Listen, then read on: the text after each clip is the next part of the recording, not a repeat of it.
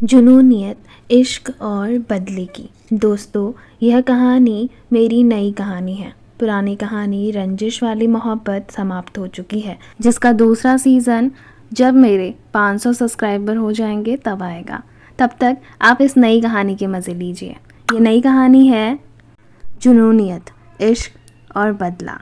ये इश्क और बदले की ऐसी बेपनाह इश्क की दास्तान है जो आप सभी को बेहद पसंद आएगी। तो देर किस बात की, चलिए कहानी को शुरू करते हैं। इस कहानी के भाग जल्द से जल्द पाने के लिए चैनल को सब्सक्राइब करिएगा। तो चलिए शुरू करते हैं जुनूनियत, इश्क और बदले की एपिसोड नंबर 30। अब तक आपने पढ़ा, मान्य और श्रेयांश के बीच सब कुछ ठीक हो रहा था। दोनों ने अपने इस रिश्ते को सुधारने के लिए एक नई शुरुआत कर दी थी, जिसका असर दिखाई देने लगा था। घर वाले भी इस बात से खुश थे। वहीं शिवांगी और रवीना, जो कि इन दोनों के ना बोलने पर भी बहुत कुछ समझ गए थे, वह भी अब इन दोनों के रिश्ते में सब सही होता देख खुश थे। शाम को सारी तैयारी हो चुकी थी, मेहमान भी आ चुके थे। आइए देखते हैं आखिर आज पार्टी में क्या तमाशा होने वाला है, क्योंकि इतनी आसानी से रिद्धि और शिवांग एक हो जाएं, ऐसा तो होने वाला नहीं है। आइए देखते हैं अब आगे। रिद्धि का परिवार भी पार्टी में आ चुका था। रिद्धि आज बहुत सुंदर लग रही थी। पिंक कलर के फेरी टेल गाउन में उसकी खूबसूरती उसे और निखार रही थी।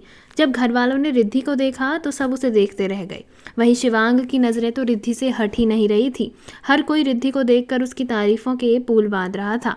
तो वहीं ऐश्वर्या, जो कि आज खास शिवांग और उसकी फैमिली को अपनी खूबसूरती दिखाने के लिए स्पेशल डिज़ाइनर से ड्रेस डिज़ाइन की हुई रिद्धि से भी ज़्यादा महंगी ड्रेस पहन कर आई हुई थी, वह भी झल बुन रही थी, क्योंकि उसे किसी ने नोटिस ही नहीं किया था। थोड़ी देर बाद रिद्धि से सबकी नज़र हटी तो सबने ऐश्वर्या को भी गौर किया। ऐश्वर्या हर किसी की अटेंशन अपनी ओर पाना चाहती थी, लेकिन सारी लाइमलाइट रिद्धि लेकर चली गई। उसका ये शांत स्वभाव, एक प्यारी सी निश्चल मुस्कान हर किसी के दिल पर घर कर रही थी। मीनाक्षी जी ने जब यह देखा कि हर किसी की अटेंशन रिद्धि की ओर हो रही है और ऐश्वर्या को कोई पूछ भी नहीं रहा, तो उन्हें रिद्धि से और ज़्यादा चिढ़ होने लगी। वह अब रिद्धि को किसी भी कीमत पर खुश नहीं देखना चाहती थी। उनके दिमाग में प्लान काम करने लगा कि वह कैसे भी करके आज सगाई होने नहीं देंगी। तो वहीं थोड़ी देर में रिद्धि के नाना जी और रिद्धि के दोनों मामा अपनी पूरी फैमिली को लेकर पार्टी में आ चुके थे। आज बहुत समय बाद इतने प्यार से रिद्धि के नैनीहाल वालों को बुलाया गया था। दरअसल रिद्धि की माँ जब से मरी थी, तब से अभिषेक ने रिद्धि के नाना नानी और उसके नैनीहाल वालों से संपर्क खत्म कर दिया था, या यूं कहो जानबूझकर खत्म कर दिया था, क्योंकि रिद्धि की माँ ने अपनी सारी प्रॉपर्टी रिद्धि के नाम कर दी थी और रिद्धि को अगर कुछ हो जाए तो वह प्रॉपर्टी किसी और को नहीं मिलेगी, यह भी वसीयत में लिखवा दिया था, जिस कारण मीनाक्षी और अभिषेक को रिद्धि को पालना मजबूरी हो गई।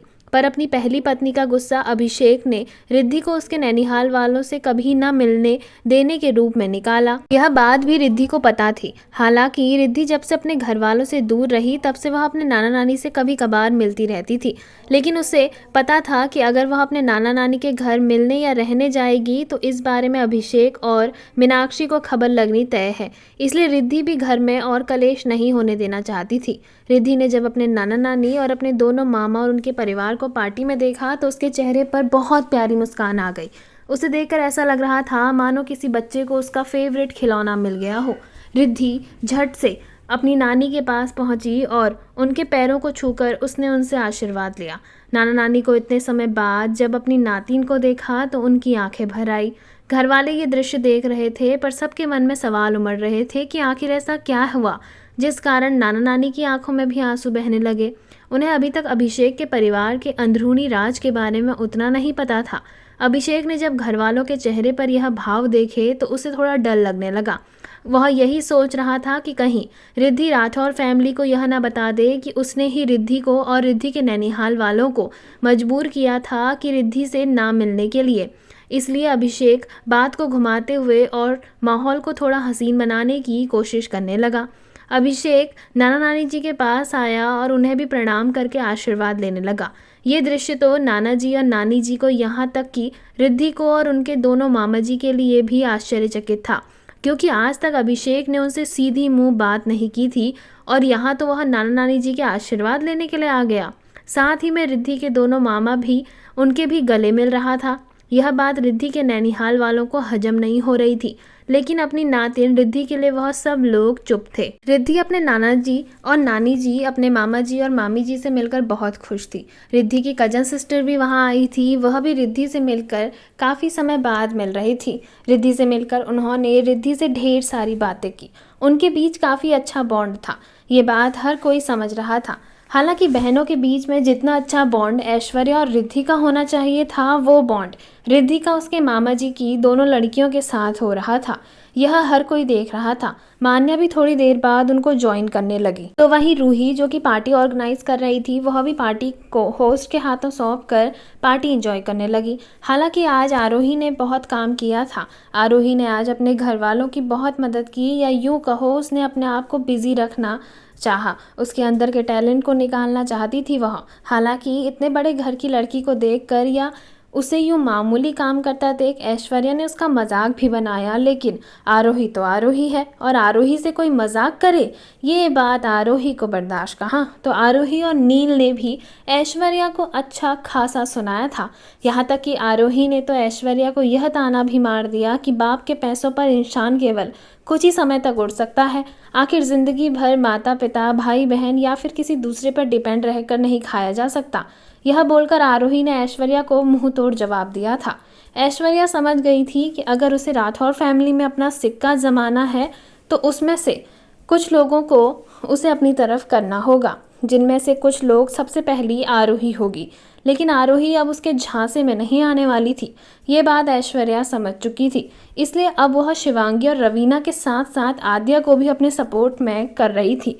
आद्या घर की सबसे बड़ी और सबसे लाडली लड़की थी। ऐश्वर्या और मीनाक्षी का यह मानना था अगर वह इन तीनों के क्लोज रही तो हो सकता है यह शादी टूट जाए। ऐश्वर्या उन तीनों को इम्प्रेस करने में कोई कसर नहीं छोड़ रही थी। राठौर फैमिली रिद्धि के नैनीहाल से आए हुए उसके नाना जी और नानी जी उसके मामा मामी से मिले। सभी लोग बहुत खुश थे। हालांकि रिद्धि के नैनीहाल के लोगों को राठौर फैमिली अच्छे से जानती थी। बिजनेस के सिलसिले में वह लोग अक्सर मिला करते थे, लेकिन आज उनके घर की बेटी से राठौर फैमिली का रिश्ता जुड़ने जा रहा था, ये बात बड़ी ही गर्व की थी।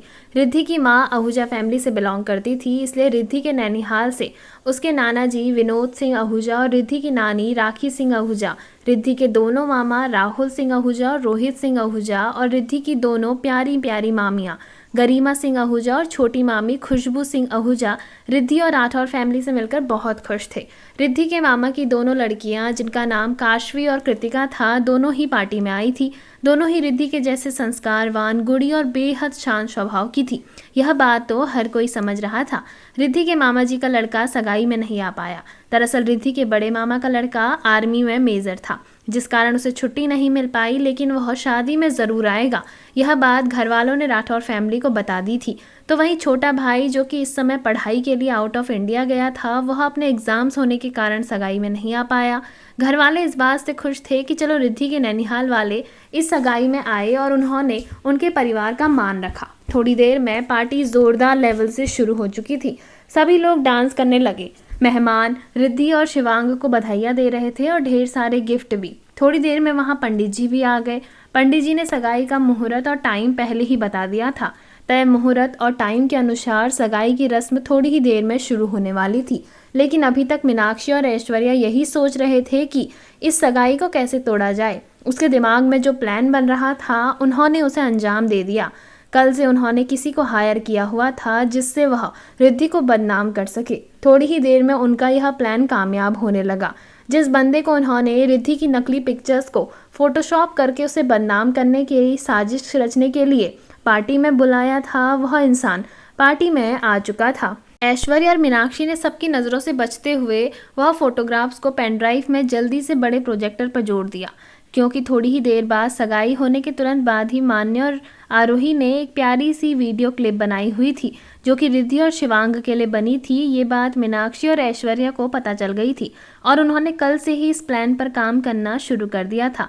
लेकिन अब उन्हें इंतज़ार था तो सगाई के बाद शुरू होने वाली उस वीडियो का, क्योंकि उस वीडियो के चलने के बाद ये सगाई तो अपने आप ही टूटने वाली थी। यह बात सोच सोच कर मीनाक्षी और ऐश्वर्या के चेहरे पर चमक आने लगी। थोड़ी देर में श्रेयांश, जिसका इंतज़ार कर रहा था, वह भी आ गई। वह लड़की जिसकी बात श्रेयांश से एक दिन पहले ही हुई थी, वह लड़की पार्टी में आ चुकी थी। ये बात जैसे ही श्रेयांश को पता चली तो श्रेयांश उसे और उसकी फैमिली को लेने के लिए दरवाजे तक आया। श्रेयांश ने उस लड़की के माता पिता को नमस्ते किया और अंदर आने के लिए कहा। जैसे ही वह लड़की अंदर पहुंची तो उसने देखा सभी राठौर परिवार के मेंबर्स वहीं मौजूद हैं। उन्होंने आद्या को देखा तो वह लड़की झट से आद्या के गले लग गई। उसके बाद आरोही के और बाकी सभी फैमिली मेंबर्स के गले लगते हुए हंसते चहचहाने लगी। मान्या, रिद्धि और बाकी सभी लोग यही सोच रहे थे कि यह लड़की कौन है, पर मान्या को इतना अंदाज़ा था कि यह लड़की हो ना हो वही है जिसके बारे में कल श्रेयांश बात कर रहा था। अब तो मान्या उस लड़की से इंट्रोड्यूस होना चाहती थी। थोड़ी देर में वह लड़की श्रेयांश के करीब आकर खड़ी हो गई, जिसे देखकर मान्या के चेहरे पर एक अलग से एक्सप्रेशंस थे जिसे रिद्धि ने नोटिस कर लिया था। रिद्धि अचानक श्रेयांश की तरफ देखते हुए बोली। रिद्धि बोली, श्रेयांश, ये लड़की कौन है? मैं तो आज पहली बार देख रही हूँ इसे। तभी रवीना जी बोली, रिद्धि बेटा, तुम पहली बार इसलिए देख रही हो क्योंकि यह इंडिया में नहीं रहती। दरअसल यह श्रेयांश के बचपन की दोस्त है और ये है इसके माता पिता। ये हमारे काफ़ी अच्छे फैमिली फ्रेंड भी हैं। रिद्धि बोली, पर बड़ी माँ, इनका नाम क्या है? रवीना बोली, बेटा इसका नाम शिवन्या है। शिवन्या बेटा, ये रिद्धि है, हमारे शिवांग की होने वाली वाइफ। जैसे ही शिवन्या ने यह सुना तो उसके चेहरे पर मुस्कान आ गई और वह बोली। शिवन्या बोली, अच्छा तो ये है शिवांग भैया की पसंद, आपसे मिलकर बहुत खुशी हुई। इतना कहकर शिवन्या ने रिद्धि को गले लगा लिया। रिद्धि के बगल में मान्या खड़ी थी। मान्या ने काफ़ी अच्छे से अपने आप को ड्रेसअप किया हुआ था। वह नई बहू की तरह चमक रही थी। उसे देखकर शिवन्या के दिमाग में ख्याल घूमने लगा। शिवन्या ने मान्या को बड़ी गौर से देखा तो वहीं मान्या भी बड़ी गौर से शिवन्या को ही देख रही थी, मानो वह दोनों एक दूसरे को आंखों ही आंखों में स्कैन कर रहे हों। तभी शिवन्या की नज़र मान्या की ओर जाता देख श्रेयांश मान्या के पास आया और मान्या की तरफ देखते हुए बोला। श्रेयांश बोला, मान्या, ये शिवन्या है। मैंने कल इसके बारे में तुम्हें बताया था ना कि ये मेरी बचपन की फ्रेंड है। तो शिवन्या श्रेयांश की ओर देखते हुए यही सोच रही थी कि आखिर उसके इंट्रोडक्शन की ज़रूरत श्रेयांश को क्यों पड़ रही है, और यह लड़की और श्रेयांश के बीच में ऐसा क्या रिश्ता है जो श्रेयांश इस लड़की से इतने प्यार से और हक से बात कर रहा है। वह ऐसा सोच ही रही थी कि तभी मान्या श्रेयांश का हाथ पकड़ते हुए बोली। मान्या बोली, अच्छा तो तुम मुझे इनसे मिलवाने वाले थे, मुझे तो पता ही नहीं था कि आप श्रेयांश की दोस्त हैं। श्रेयांश ने मान्या की ओर देखते हुए कहा। श्रेयांश बोला, हाँ, क्योंकि यह कुछ सालों से आउट ऑफ इंडिया पढ़ाई के लिए गई हुई थी। फिर उसके बाद मैं भी पढ़ाई और बिजनेस में सेटल हो गया तो इतना ध्यान ही नहीं रहा कि तुम्हें इसके बारे में बताया जाए। मान्या बोली, कोई बात नहीं, आज इनसे मिलने का मौका भी मिल गया। पर इस बातचीत से शिवन्या के चेहरे के भाव अचानक चेंज होने लगे थे, जिसे घर में कोई और भी नोटिस करे या ना करे पर कोई था जो नोटिस कर रहा था। वह थी रिद्धि, जो कि बड़े ध्यान से शिवन्या के चेहरे के एक्सप्रेशंस को नोटिस कर रही थी, क्योंकि रिद्धि मान्या के बगल में खड़ी थी। तभी शिवन्या बोली, श्रेयांश, तूने इनके बारे में नहीं बताया, ये कौन है? शिवन्या हंसते हुए श्रेयांश से बड़े ही हक से यह पूछ रही थी। शिवन्या ने यह सवाल पूछा ही था कि तभी रवीना जी वहां आ गई और श्रेयांश की ओर देखते हुए बोली। रवीना जी बोली, श्रेयांश तुम यहाँ हो, जल्दी चलो, मुहूर्त का समय हो गया है, सब इंतजार कर रहे हैं। शिवन्या बेटा, आप भी चलो, बातचीत तो सगाई के बाद भी होते रहेगी, सभी लोग वेट कर रहे हैं, सगाई का मुहूर्त भी जा रहा है। शिवन्या कुछ कह ना सकी, लेकिन उसके दिमाग में अभी भी ख्याल चल रहा था कि आखिर श्रेयांश के साथ है कौन। मान्या रवीना की बात सुनकर हाँ में सर हिलाते हुए वहां से श्रेयांश के साथ चली गई। शिवन्या कुछ कहे और समझ पाती तब तक मान्या बड़े ही हक से श्रेयांश का हाथ पकड़कर उसे उसी के सामने से श्रेयांश को लेकर दूसरी तरफ चली गई। मान्या, श्रेयांश और रिद्धि भी सगाई के लिए उस तरफ चले गए जहां पंडित जी मौजूद थे। सभी मेहमान सगाई के लिए इकट्ठे हुए। पंडित जी ने मंत्र बोलते हुए रस्म की शुरुआत की। सगाई की रस्म के लिए पंडित जी ने शिवांग और रिद्धि को एक दूसरे को अंगूठी पहनाने के लिए कहा। रिद्धि और शिवांग की अंगूठी उसके नैनीहाल से आई थी। जैसे ही सभी लोगों ने उन दोनों अंगूठियों को देखा तो हर किसी की आंखें चौंक उठी, खास करके ऐश्वर्या और मीनाक्षी की। वह दोनों तो जलन के मारे जल रही थी, क्योंकि उन्हें अंदाज़ा ही नहीं था कि रिद्धि के नैनीहाल वाले इतने अमीर हो सकते थे। वह दोनों अंगूठियों में से एक अंगूठी सगाई की थी जो शिवांग के लिए थी, तो एक रिद्धि के लिए जिसमें से उसके दोनों मामा ने बड़े प्यार से अपनी भांजी के लिए बनवाया था। पर मीनाक्षी और उसकी बेटी और पति को अपने आगे हर इंसान छोटा ही लगता था, इसलिए वह रिद्धि के नैनीहाल वालों को कम आंकते थे। बस उन्हें इस बात का दुख था कि अब उनके यह जो अमीरी के दिन है वह धीरे धीरे करके जा रहे हैं, पर अब वह सिर्फ रिद्धि के पैसों पर ही ऐश कर सकते थे। इसलिए उन्हें काफ़ी समय बाद ही रिद्धि के पैसों की अहमियत समझ आई। लेकिन जब उन्होंने रिद्धि के मामा जी द्वारा लाई हुई अंगूठी देखी तो उन्हें अंदाज़ा हो गया कि रिद्धि अकेले नहीं है। अगर उन लोगों ने रिद्धि के साथ कुछ भी किया तो रिद्धि के साथ उसका पूरा परिवार खड़ा मिलेगा। लेकिन मीनाक्षी इतनी आसानी से चुप बैठ जाए ऐसा तो हो नहीं सकता। मीनाक्षी ने एक बार फिर वहाँ दिखा दिया कि जब एक मामूली घर की लड़की को अचानक से अमीर घर का लड़का शादी करके ब्याह ले आता है तो वह अपनी औकात दिखाने का मौका नहीं छोड़ता। इसलिए उसने रिद्धि के मामा जी का मजाक बनाते हुए कहा। मीनाक्षी बोली, अंगूठी तो बड़ी सुंदर है भाई साहब, पर क्या इसमें ये हीरा जो लगा हुआ है वो असली है? मीनाक्षी ने बड़े ही एटीट्यूड से कहा था, मानो से पता हो कि जैसे यह अंगूठी नकली है। लेकिन सब कुछ उसकी सोच से उल्टा हो गया। मीनाक्षी के जवाब से रिद्धि की मामी ने मीनाक्षी का मुंह तोड़ जवाब देते हुए कहा। रिद्धि की बड़ी मामी काशवी आहूजा बोली, क्या मीनाक्षी बहन, कैसी डाउन मार्केट स्टैंडर्ड्स वाली बातें कर रही हो आप? भला अपनी भांजी को हम नकली हीरे की अंगूठी थोड़ी ना चढ़ाएंगे। उसकी सगाई में असली 50 कैरेट डायमंड की अंगूठी है ये, और ये अंगूठी बहुत बड़े डिज़ाइनर से बनवाई है हमने। इसमें लगा हीरा वो मुगलों के टाइम का हीरा है जिसकी कीमत करोड़ों में है, और कुंवर सा की अंगूठी पूरे खास तरह से गए 48 कैरेट के हीरे से बनाई गई है। और आप इस अंगूठी को कहीं किसी रेप्लिका में भी नहीं देख सकते हैं, क्योंकि हमने इस दोनों का कॉपीराइट खरीदा हुआ है। यह अंगूठी सिर्फ और सिर्फ हमारी बेटी रिद्धि के हाथों में ही अच्छी लगेगी। आखिर लोगों को भी तो पता चलना चाहिए कि रिद्धि आहूजा फैमिली से बिलोंग करती है। खैर, आपको ये बात कहाँ पता होगी, आप तो इतनी महंगी अंगूठी भी पहली बार देख रही होंगी। इतना कहकर काशवी जी चुप हो गई। तो वहीं अपनी जेठानी की बात सुनकर छोटी देवरानी कृतिका के चेहरे पर हंसी आ गई। वह हंसी मीनाक्षी की बेइज्जती करने के लिए काफ़ी थी। मीनाक्षी का बहुत बड़ा इज्जत का फालूदा हो चुका था और यह उसने खुद किया था। तभी मामले को संभालते हुए शिवांगी जी बोली, बहन जी, हमें हीरे जवाहरात से कोई फ़र्क नहीं पड़ता। फ़र्क पड़ता है तो सिर्फ रिद्धि से। उसकी सुंदरता, उसकी सीरत, उसके संस्कार, उसके गुण के आगे दुनिया की सारी दौलत, हीरे जवाहरात सब कुछ मामूली हैं। अगर हमें सिर्फ एक जोड़े में रिद्धि भी मिले तो हम उसमें खुश हैं। फिलहाल हमें बहुत अच्छा लगा कि आपने रिद्धि का इतना मान रखा। तभी काशवी जी हाथ जोड़ते हुए बोली, मान कैसे नहीं रखते मिसेज राठौर, रिद्धि हमारी बाई जी की इकलौती निशानी है। दरअसल हम आपसे एक और इजाज़त लेना चाहते हैं। काशवी जी की बात सुनकर राठौर फैमिली थोड़ा सोचने पर मजबूर हो गई कि आखिर आहूजा फैमिली किस बात की इजाज़त लेना चाहते हैं। तो वहीं अविका जी, जो कि घर की बड़ी थी, वह बोली। अविका जी बोली, कहिए बेटा, किस बात की इजाज़त चाहती हैं आप? काशवी जी बोली, आंटी जी, रिद्धि हमारी ननद, जिन्हें राजस्थान में बाईसा कहते हैं, उनकी इकलौती निशानी है। तो हम चाहते हैं कि हमारे घर से जितनी भी रस्में हमारी भांजी की शादी में हो सकती हैं, हम वह सब करना चाहते हैं। प्लीज़ आप हमें मना मत करिएगा। हम जानते हैं कि आप बहुत बड़े परिवार से आते हैं, पर एक बार हमें भी आपकी सेवा करने का मौका उठाना दीजिए। हम अपनी भांजी की शादी को ऐसी शादी बनाना चाहते हैं जिसे आज तक किसी ने ना देखा हो, जिसकी कल्पना तक आज तक किसी ने ना की हो। सगाई की रस्मों में हमें जितना हो पाएगा हमने उतना करने की कोशिश की है। आशा है कि आप सब हमारा मान रखेंगे। कुंवर सा के लिए हम एक छोटी सी भेंट लेकर आए हुए हैं। तभी कृतिका जी बोली, जी आंटी जी, दीदी सही बोल रही हैं। कुंवर सा हमारे वहाँ दामाद को भगवान के रूप में माना जाता है। आप हमारे लिए विष्णु जी हैं, इसलिए हम आपसे विनती करते हैं कि आप इन सब सामानों को लेकर हमारा मान रखें। इतना कहकर काशवी जी ने और कृतिका जी के साथ साथ रिद्धि के मामा जी और नाना जी ने हाथ जोड़ लिया।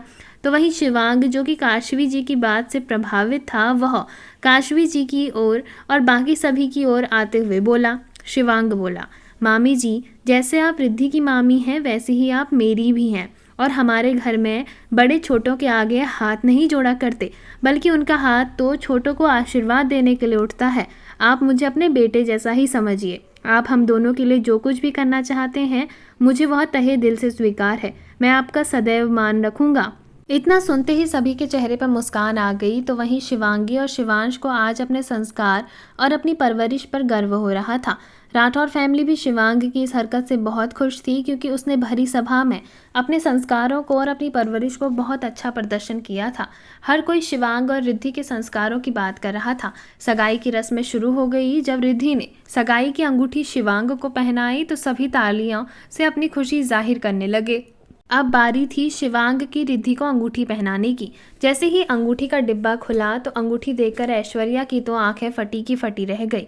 ऐश्वर्या ने वह अंगूठी के बारे में 1 हफ्ते पहले ही सुना था, जो अभी तक लॉन्च भी नहीं हुई थी। वह एक लिमिटेड एडिशन की रिंग थी जिसे खुद ऋषिता जी की कंपनी ने ही डिज़ाइन किया हुआ था। वह रिंग पूरी दुनिया में सिर्फ एक थी और उस पर लगा हीरा बहुत ही खास हीरा था जिसकी कीमत करोड़ों में थी। उस रिंग को देखकर ऐश्वर्या रिद्धि से फिर जलने लगी। वह मन ही मन में यही कह रही थी कि उस रिंग पर सिर्फ उसका हक है, लेकिन उसका ध्यान तब टूटा जब उसने तालियों की गड़गड़ाहट की आवाज़ सुनी। उसका ध्यान सामने गया तो शिवांग ने वह अंगूठी रिद्धि के हाथों में पहना दी थी। उस अंगूठी की चमक ऐश्वर्या और मीनाक्षी के दिल को जला रही थी, लेकिन मीनाक्षी की आंखों से जो आंसू निकलने वाले थे उसे मीनाक्षी ने देख लिया था। वह ऐश्वर्या को तसल्ली दे रही थी कि रिद्धि के चेहरे पर बस यह खुशी थोड़ी ही देर की है। जैसे ही उनका प्लान काम करेगा वैसे ही रिद्धि के चेहरे पर सुकून और यह हंसी के पल एक पल में गायब हो जाएगी। यह सुनते ही ऐश्वर्या के चेहरे पर खुशी के भाव आ गए। अब बस वह इंतजार कर रही थी तो अपने प्लान के एग्जीक्यूट होने का। सगाई की रस्में हो चुकी थी। सभी लोग शिवांग और रिद्धि को बधाई दे रहे थे। लोग तरह तरह के गिफ्ट दे रहे थे और साथ ही में ढेर सारे आशीर्वाद भी। नाना जी और नानी ने रिद्धि को एक खास गिफ्ट दिया जिसे देखकर रिद्धि की आंखें भर आई। दरअसल वह गिफ्ट रिद्धि की माँ का गिफ्ट था जिसे नानी जी ने अपने पास सहेज कर रखा हुआ था।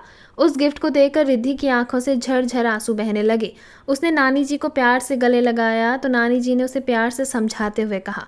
नानी जी बोली, बेटा यह तेरे माँ के कंगन हैं। जब तू अपनी माँ की गोद में 2 साल की थी तब तेरी माँ ने यह कड़े मुझे देते हुए कहा था कि जब तेरी शादी होगी तब तुझे यह आशीर्वाद के तौर पर देगी।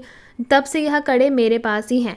आज मेरी बेटी तो यहाँ नहीं है, लेकिन मेरी बेटी का अंश तू यहाँ है और आज मैं अपनी बेटी के आशीर्वाद को देकर अपनी बेटी से किया हुआ वादा निभा रही हूँ। बेटा यह कड़े केवल कड़े नहीं बल्कि तेरी माँ का प्यार है, आशीर्वाद है जो हमेशा तेरे साथ रहेंगे। इतना कहकर नानी जी ने वह कड़े रिद्धि के हाथों में पहना दिए। घर वाले समझ सकते थे कि इस समय रिद्धि अपनी माँ को कितना मिस कर रही होगी। एक माँ की कमी तो शायद ही कोई पूरा कर सके, लेकिन शिवांगी थी जिसने तय कर लिया था कि वह रिद्धि को माँ की कमी कभी महसूस नहीं होने देगी। इसलिए वह रिद्धि के पास आई और बोली। शिवांगी बोली, बेटा मुझे पता है माँ और बेटी का रिश्ता कैसा होता है। मेरी भी बेटी है आद्या और आरोही, और मुझे पता है इन दोनों से मैं कितनी ज़्यादा अटैच हूँ। बेटा मैं ये तो नहीं कह सकती कि मैं तेरी माँ की जगह लेने की कोशिश करूँगी। हाँ इतना ज़रूर कह सकती हूँ कि तेरी दूसरी माँ बनने की कोशिश ज़रूर करूँगी। तू मेरे लिए आद्या, आरोही और मान्या जैसी ही है। तू मेरी बहू नहीं, मेरी बेटी बन के इस घर में आएगी और मैं हमेशा तेरे साथ खड़ी रहूँगी, चाहे कैसी भी परिस्थितियाँ क्यों ना आए। तेरी माँ तेरे साथ तेरी ढाल बनकर खड़ी रहेगी। जैसे ही शिवांगी ने यह कहा तो रिद्धि रो पड़ी।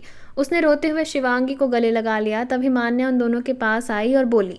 मान्या बोली, अरे भाभी आप तो अभी से सेंटी हो गई। वैसे माँ आप भी ना, देखो आपकी बड़ी बहू कितना रोती है और मेकअप भी ख़राब कर देती है। आज आपका स्पेशल डे है भाभी, तो यहाँ रोना धोना बंद करो। और वैसे भी अब तो आपके खुश रहने के दिन आ रहे हैं। क्यों माँ, मैं सही कह रही हूँ ना? इतना कहकर मान्या खुशी से उछल पड़ी।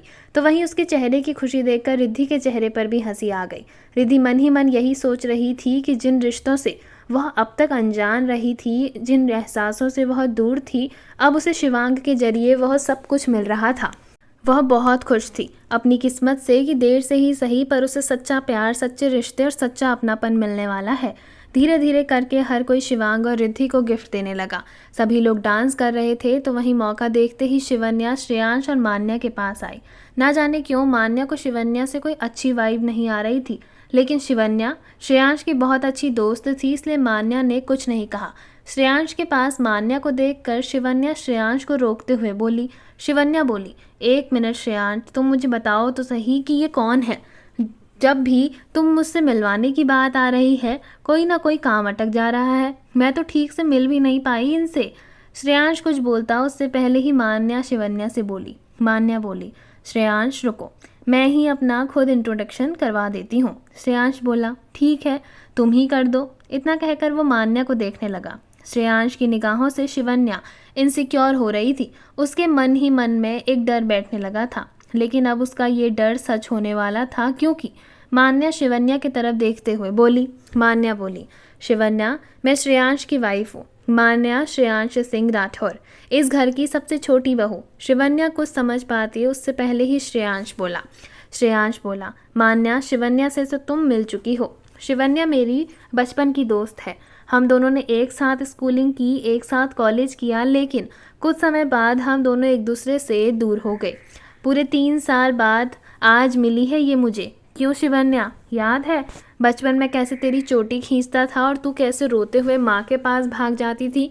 मान्या, मैं तुम्हें अपनी और शिवन्या की बचपन की सारी बातें बताऊंगा ना तो तुम हंस पड़ोगी। मान्या ये सुनते ही हंस पड़ी और मान्या श्रेयांश की ओर देखते हुए बोली। मान्या बोली, ठीक है, आज रात हम बचपन के सारे किस्से सुनेंगे।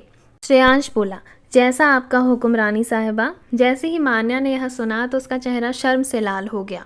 उसके चेहरे पर एक प्यार भरी शर्म देखकर शिवन्या का दिल जल रहा था, क्योंकि उसे तो इस बात की उम्मीद ही नहीं थी। शिवन्या को अपने अंदर कुछ टूटता हुआ महसूस हो रहा था, लेकिन उसने अभी तक अपने दिल का हाल अपने चेहरे पर नहीं आने दिया था। उसकी आंखें भर आई। वह मान्या और श्रेयांश को इतने करीब नहीं देख सकती थी और वहाँ से एक्सक्यूज़ मी कहते हुए दूसरी ओर चली गई। लेकिन कोई था जिसकी निगाहें रह रह कर शिवन्या, मान्या, श्रेयांश पर जा रही थी और वह बहुत कुछ समझ चुका था। श्रेयांश ने शिवन्या की ओर देखते हुए मान्या का जब इंट्रोडक्शन करवाया, जिसे सुनकर शिवन्या के पैरों तले ज़मीन निकल गई। साथ ही में उसका परिवार तो ये सच पहले से जानता था, लेकिन शिवन्या, जिसके लिए यह किसी सदमे से कम नहीं था, उसके तो होश उड़ गए। आखिर कौन है वह जिसकी नज़रें जा रही हैं शिवन्या, मान्या और श्रेयांश पर? क्या कहानी में आने वाला है कोई नया मोड़? आखिर क्या रिएक्ट करेगी शिवन्या यह जानकर कि मान्या है श्रेयांश की पत्नी? क्या वह सवाल करेगी अपने परिवार से, श्रेयांश से, या फिर खोल के रख देगी अपने दिल का हाल कि वह श्रेयांश से बेइंतहा मोहब्बत करती है? जानना बेहद दिलचस्प होगा। तो वहीं क्या होगा जब श्रेयांश और मान्या को पता चलेगा कि शिवन्या करती है श्रेयांश से बेइंतहा एक तरफा मोहब्बत? जानेंगे कहानी के आने वाले भाग में। आपको कहानी का यह भाग कैसा लगा कमेंट सेक्शन में कमेंट करके ज़रूर बताइएगा। साथ ही में अगर आपको यह वीडियो पसंद आई हो तो वीडियो को लाइक करिएगा, शेयर करिएगा, कमेंट करिएगा और बेल आइकन दबाकर चैनल को सब्सक्राइब करना ना भूलिएगा, ताकि आप इस कहानी के आने वाले किसी भी भाग को बिना मिस किए आसानी से देख सकें। तब तक के लिए धन्यवाद।